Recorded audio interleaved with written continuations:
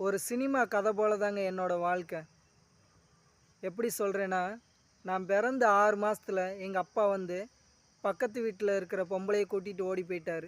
அந்த காலத்துலேயே அப்படி ஓடி போயிட்டு அந்த வேதனையை தாங்க முடியாமல் எங்கள் அம்மா கொஞ்ச நாளே இறந்துடுறாங்க. எனக்கு வந்து அப்போ 9 வயசு தான் ஆகுது. அந்த வயசில் என்ன பண்ணன்னு தெரியாமல் ஒரு டவுசர் தான் இருக்கும், அதை போட்டுட்டு தெரியும் ரோட்டில். எங்கள் பாட்டி வளர்த்தாங்க. எங்கள் பாட்டியும் போய் சேர்ந்துட்டாங்க. எங்கள் பாட்டி போகிறதுக்கு முன்னாடி என்னோடய அக்காவை வந்து கல்யாணம் பண்ணி கொடுத்துட்டாங்க. அதனால் அவங்க ஒரு வருஷம் ஹாஸ்டலில் படிக்க வச்சாங்க. அதுக்கப்புறம் ஒரு வருஷம் வந்து அவங்க வீட்டில் வச்சு படிக்க வச்சாங்க. அப்புறம் அதையும் தாண்டி எங்கள் அத்தை வந்து இல்லை, இனி வந்து இவனை கொண்டு போய் அவங்க அப்பாவிட்ட சேர்ப்போம் அப்படின்னு சொல்லி குமரன் கதை மாதிரி என்னை கொண்டு போய் முறையாக எங்கள் அப்பாட்ட ஒரு 13 வயசில் அறிமுகப்படுத்தினாங்க. அப்போ தான் எங்கள் அப்பானா யாருன்னே தெரியும். அப்படி ஒரு 5 வருஷம் அங்கே இருந்தேன். சும்மா இல்லைங்க, 5 வருஷம் இருந்தது. வேலை செஞ்சால் சோறு, ரோட்டில் தான் படுத்துருக்கணும், ரோட்டில் தான் படுத்து கிடப்பேன்.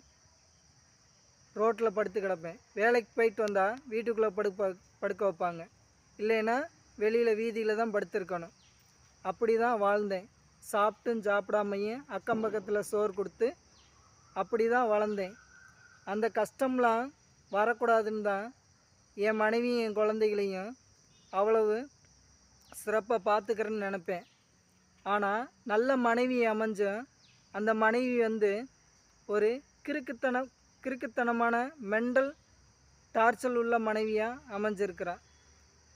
எப்படி சொல்கிறதுனா, நம்ம ஒரு விஷயத்தை சொன்னோம்னா நக்கல் நையாண்டி அடுத்தவங்க தான் பண்ணுவாங்க, ஆனால் இவளே பண்ணுவா. நீ என்ன வச்சுருக்கிற, உனக்கு என்ன இருக்குது, உன் கூட பிறந்தவங்க உனக்கு என்ன கொடுத்தாங்க அப்படின்னு சொல்லி இவளே குத்தி குத்தி காட்டுவான். அப்புறம் எப்படிங்க நம்மளை அடுத்தவங்க மதிப்பாங்க? நம்ம மனைவி நம்மளை மதித்தாதாங்க அடுத்தவங்களும் நம்மளை மதிப்பாங்க. அப்படிப்பட்ட வாழ்க்கையிலையும் இப்போ என் மனைவி வந்து சின்ன வயசுலேருந்தே தலைவலி இருந்துச்சு, ஒத்த தலைவலி. அது வந்து என் லைஃப்லேயும் கண்டினியூ ஆயிடுச்சு. அதே வந்து ஒரு நாள் வந்து என் லைஃப் வந்து ஒரு மரணமாக மாற தெரிஞ்சிச்சு. சடார்னு நாங்கள் கோயம்புத்தூரில் ஒர்க் பண்ணும்போதே ஒரு நாள் வந்து வீட்டிலையே ஒரு அறிகுறி காட்டிடுச்சு, உயிர் போகிற மாதிரி. சரி, இனிமேல் இவளை இங்கே வச்சுருந்தா செட் ஆகாதுன்ட்டு என்னோடய சொந்த ஊர் மதுரைக்கே கூட்டிகிட்டு வந்துட்டேன். அவங்க அம்மா ஊர்லேயே வந்து ஒரு ஒத்திக்கு ஒரு வீடு பிடிச்சி நாங்கள் தனியாக இருந்து மதுரைக்குள்ளே ஒரு வேலைக்கு போயிட்டு இருந்தேன்.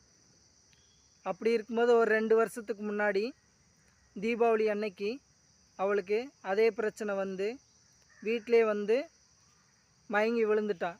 அப்போ வந்து ஆஸ்பத்திரிக்கு தூக்கிட்டு போனோம். அவளுக்கு வந்து பல்ஸே இல்லை அப்படின்ட்டாங்க.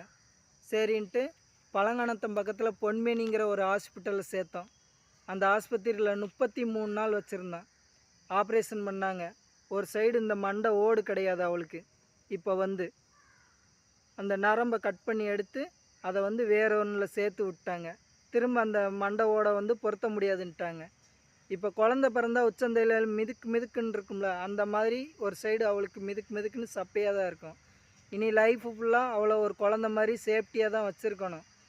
பழசெல்லாம் மறந்து இப்போ தான் வந்து ஒரு 2 வருஷத்தில் சுய நினைவு திரும்பி கொஞ்சம் கொஞ்சமாக நல்லபடியாக பேசுகிறது,